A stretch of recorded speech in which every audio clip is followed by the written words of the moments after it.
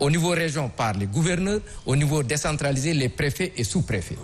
Là, c'est une entité qui regroupe l'ensemble des parties prenantes au niveau de la communauté pour que les plans d'action élaborés, qu'il soit le pivot, en tout cas de ces actions qui ont été menées.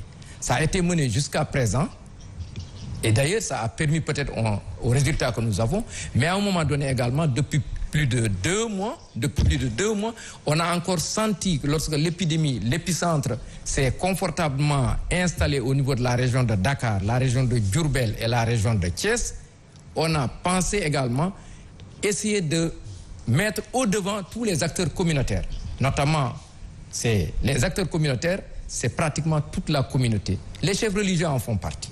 Ils sont les premiers, les leaders politiques, les leaders religieux, les administrateurs, la jeunesse, les acteurs communautaires, tout le monde. La région de Dakar actuellement, plus de 10 000 volontaires par rapport à cette épidémie. Tout ça et les ASC sont impliqués. C'est pour qu'on puisse aller traquer cette maladie, en tout cas porter la bonne information et à ce que les gens puissent accepter cette épidémie. Et savoir que cette épidémie, effectivement, vous savez, la partie prise en charge est une partie infime en réalité.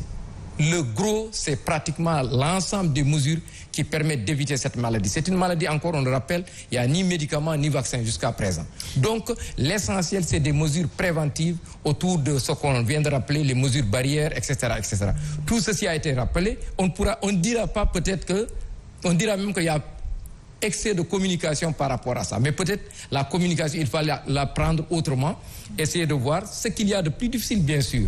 Parce que jusqu'à présent, comme l'a dit Seigne Saliou... La communication, le prendre autrement, d'où justement ce problème d'incompréhension dont vous parlez tout à l'heure. Non, c'est peut-être pas un problème d'incompréhension. Les gens ont compris. Vous prenez quelqu'un dans la rue, il vous dit ce qu'il faut pour éviter le corona. Mais il ne l'applique pas. C'est là le problème. Donc, c'est pourquoi, même dans le plan du ministère et des régions actuellement, nous avons des socio-anthropologues. Des gens qui essaient de comprendre un peu au niveau de la communauté qu'est-ce qui fait que les gens essaient de ne pas comprendre cette épidémie.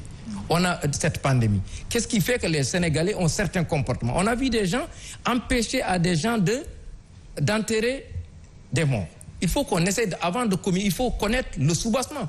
On a vu aujourd'hui que les gens refusent même à ce qu'on dise que telle personne a le coronavirus. Il faut avant de communiquer, il faut comprendre pourquoi. C'est une maladie comme toutes les autres. Les gens ont leur hypertension, leur diabète, leur asthme, etc.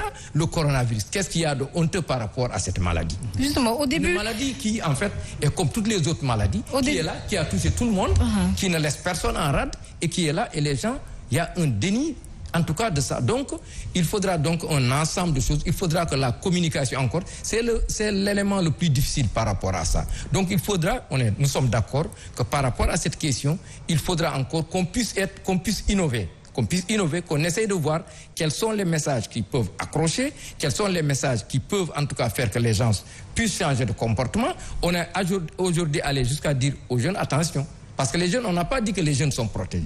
Ils sont atteints, ils sont beaucoup atteints, ils sont vulnérables, mais peut-être qu'il y a une frange de la population qui est plus exposée et qui malheureusement résiste un peu mal par rapport à ça. Alors, et donc, c'est ça le problème, à tel point qu'aujourd'hui, en communiquant toujours, on dit aux jeunes d'essayer de protéger les personnes les plus exposées ou les personnes âgées. Donc, voilà donc un certain nombre d'éléments. Tous les chiffres ont été... C'est vrai que les mesures ont été prises. Peut-être que jusqu'à présent, si ceci n'a pas été fait, on allait évoluer vers des scénarios plus catastrophiques.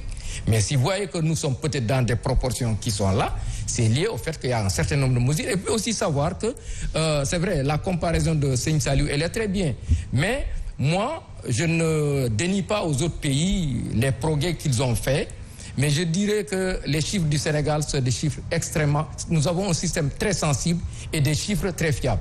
Parce que les gens qui parlent de mortalité, de létalité, de décès, ou etc., dans certains pays, nous savons que nous avons un système extrêmement sensible où la comptabilité est presque très exacte et très fiable. Contrairement, on est allé jusqu'à tester des décès.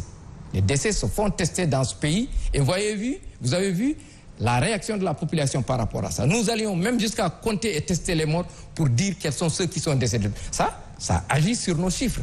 Ça permet de dire combien nous avons. Ça permet de ça nous fait graduer vers des chiffres plus élevés parce que nous comptons tout, nous ne laissons rien en rade. Vous voyez, aujourd'hui, la physionomie du Sénégal, vous voyez également, même si vous regardez aujourd'hui, combien de régions sont en train, on teste à Dakar, l'Institut Pasteur, IRSF test, il y a Ouakam, il y a Thiès qui teste, il y a Richard Toll, il y a Matam, il y a Kédougou, il y aura dans les jours à venir, dans cette semaine ou début semaine prochaine, Kaolack qui va entrer dans la danse, Ziguinchor et Tamba. Vous voyez donc un pays où on a maillé, plus les sites sentinelles à l'intérieur vont également tester. Pour dire que, en réalité, nous sommes en train de détecter et de capter tout. Donc, au plan de cas détectés, de cas, etc., le Sénégal, forcément, nous allons en tout cas détecter le maximum. Mais on aurait pu prendre les devants et mettre justement ces dispositifs en place afin qu'on puisse faire tester toute la population sénégalaise. Si l'on sait que